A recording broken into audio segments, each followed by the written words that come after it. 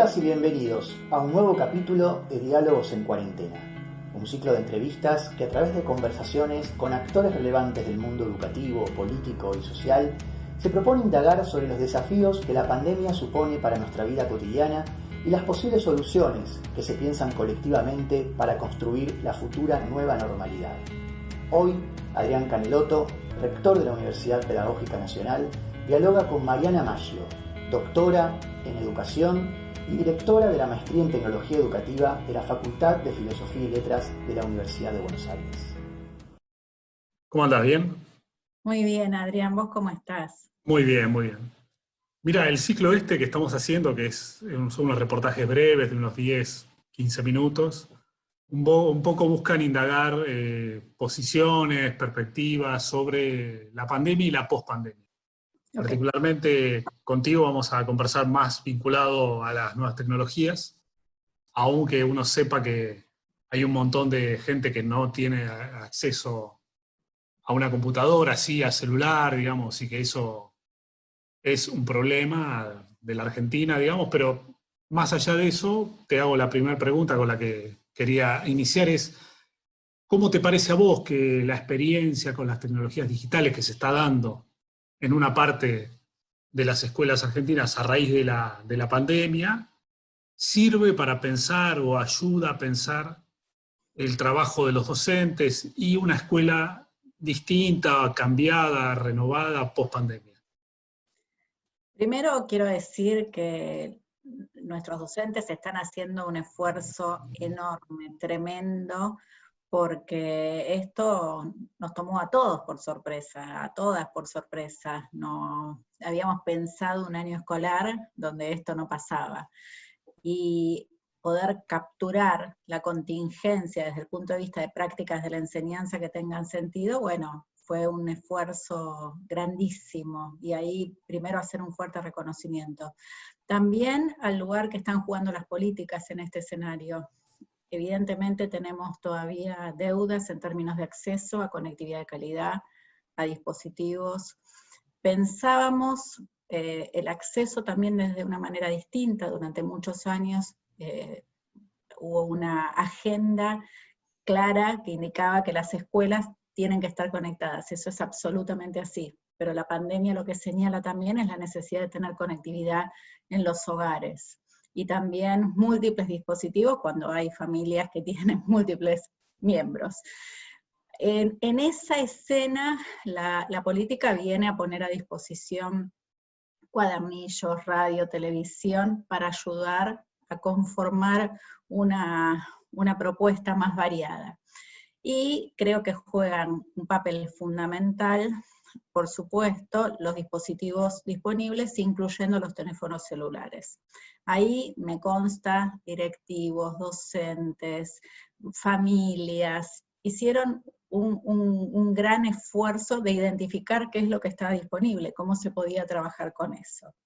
Lo que sucede es que quienes venían haciendo innovaciones, rediseños de las prácticas de la enseñanza, hacen un proceso más suave de alguna manera, y en términos de unos pocos días o semanas ya toman la posibilidad de enseñar desde una perspectiva distinta. Y yo creo profundamente que estamos educando, que seguimos educando en este contexto.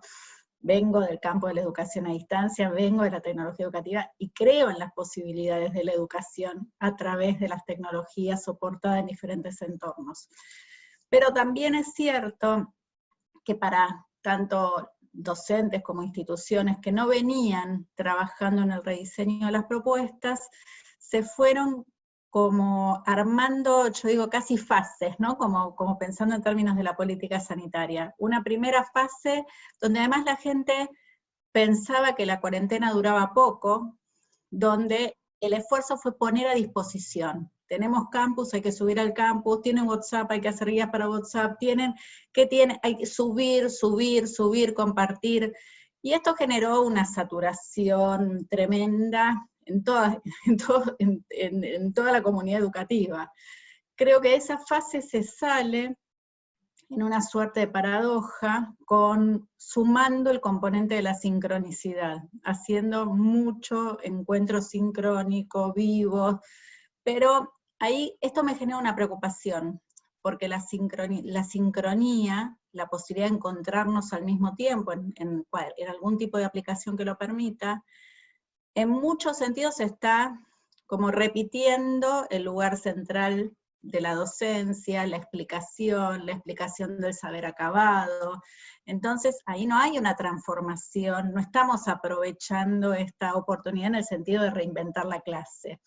Entonces, mi mirada respecto de esto es que ahora que de alguna manera vimos que muchos docentes pueden habitar lo que Barico denomina el ultramundo, lo virtual, que es un aspecto de la realidad, tenemos que poner énfasis en las cuestiones pedagógicas, tenemos que poder discutir un marco pedagógico y decir, bueno, pero ¿qué estamos haciendo con esto? Lo que ya sabíamos que teníamos que abandonar. Para no hacerlo, tenemos que pensar en términos de nuevo de qué significa construir conocimiento en un entorno tecnológico, cómo podemos sacarle todo el jugo a la colaboración, cómo podemos generar, y en muchos casos se está haciendo, producciones originales, cómo podemos en este momento articular con propuestas artísticas que configuran una suerte de tendencia también en la pandemia. Entonces me parece que para salir bien, si cabe la posibilidad de esta situación, lo que tenemos que volver a poner sobre la mesa es la discusión pedagógico-didáctica, qué prácticas de la enseñanza queremos favorecer, habida cuenta de que sí podíamos enseñar, por lo menos en unos marcos más híbridos.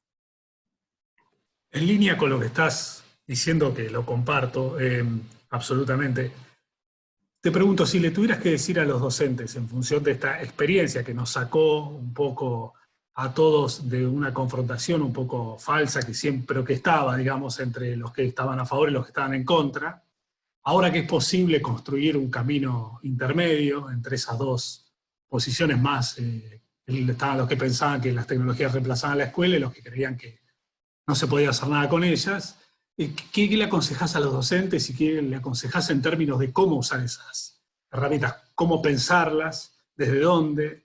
¿De qué manera pueden contribuir al trabajo en el aula? Para mí, de nuevo, yo creo que hay que abordar como ciertos rasgos de en términos de la práctica de la enseñanza que queremos generar.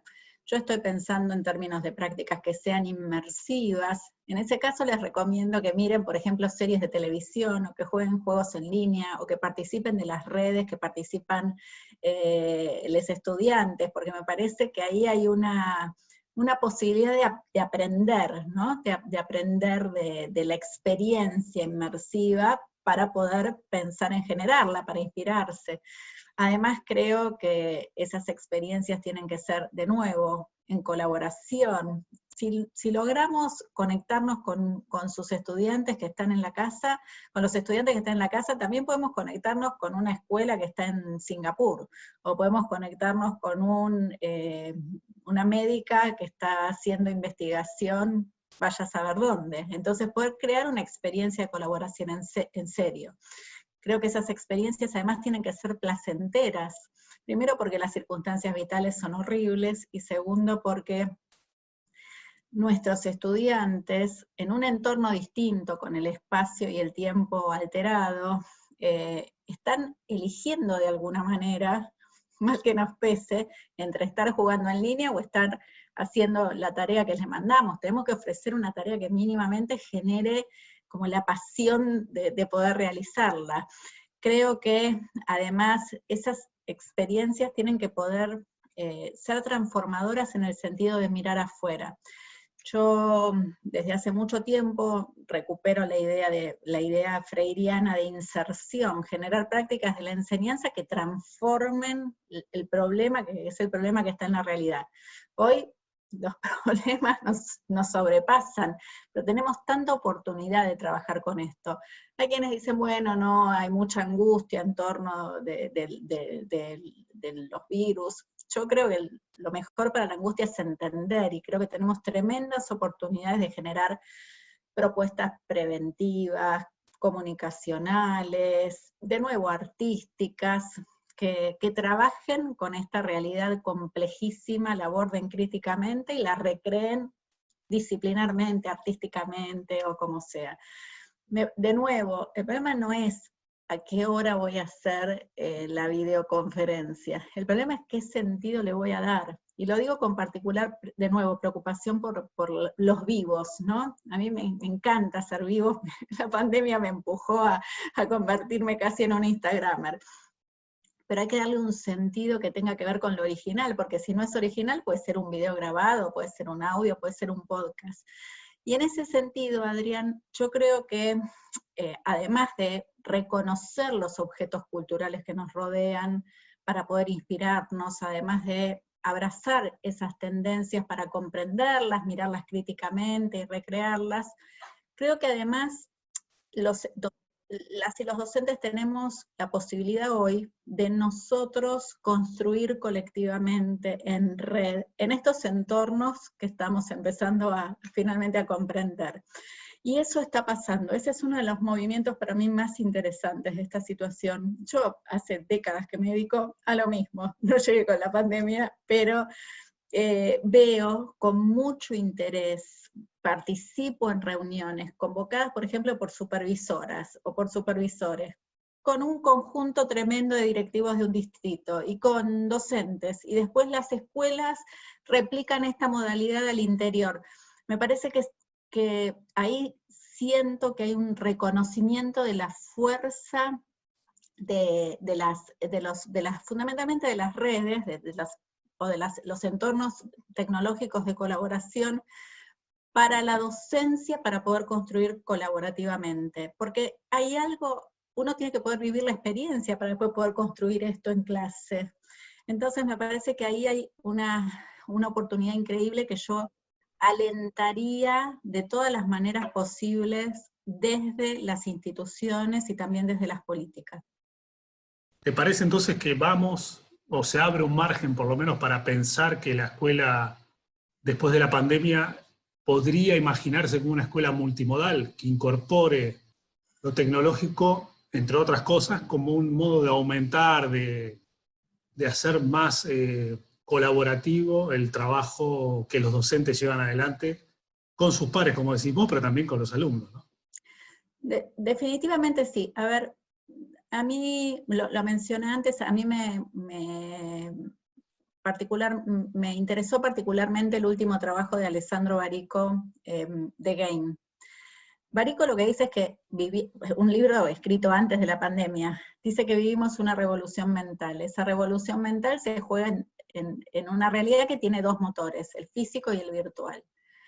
La realidad es que nosotros no estábamos ahí, y entonces estábamos atrás de la revolución mental que atravesaba amplias esferas de lo social, lo económico, lo cultural.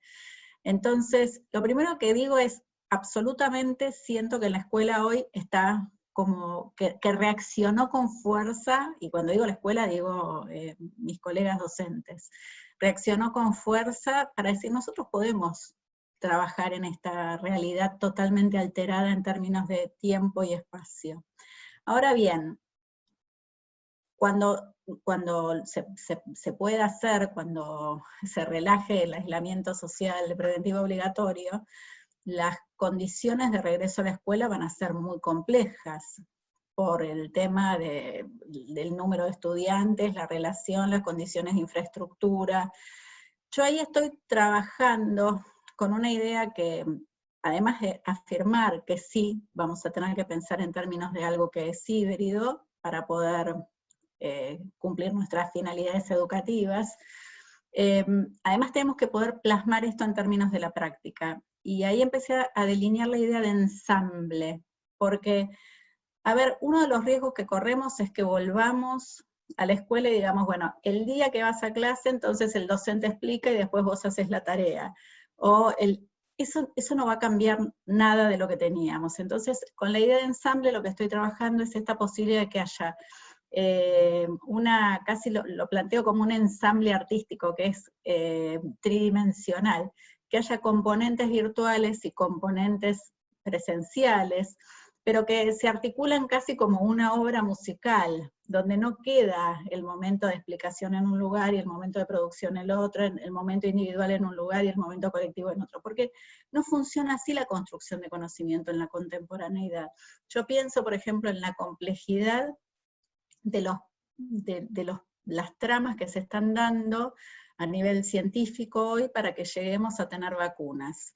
Bueno, son negociaciones, presiones, colaboraciones, escala global. Y de alguna manera pienso ese tipo de mirada respecto de la construcción del conocimiento, que es muy compleja, en la escuela. Y por supuesto también en las universidades, porque las universidades tenemos el mismo problema, donde uno puede empezar a tejer una trama distinta que articule lo virtual y lo presencial de una manera completamente original. Es hacer rediseño, con todo lo que eso implica. Y ahí es donde creo que los docentes y las docentes nos podemos fortalecer a partir de compartir experiencias, documentarlas, reinterpretarlas críticamente, porque en definitiva lo que vamos a necesitar es un marco didáctico y también pedagógico totalmente renovado. Pienso, como decís vos, que hay un desafío en repensar el marco pedagógico, el marco didáctico, que un poco había quedado relegado en función de esta pseudo disputa entre a favor o en contra, ¿no? Y en el medio, nada. Bueno, te agradezco mucho, me gustó la idea de ensamble, creo que está bueno para pensarlo, incluso para la universidad, es una buena figura. Así que bueno, nada, te agradecemos mucho este ratito con el que estuvimos y nos seguimos viendo, ¿sí? Un placer, gracias a vos, Adrián. Gracias, es muy amable.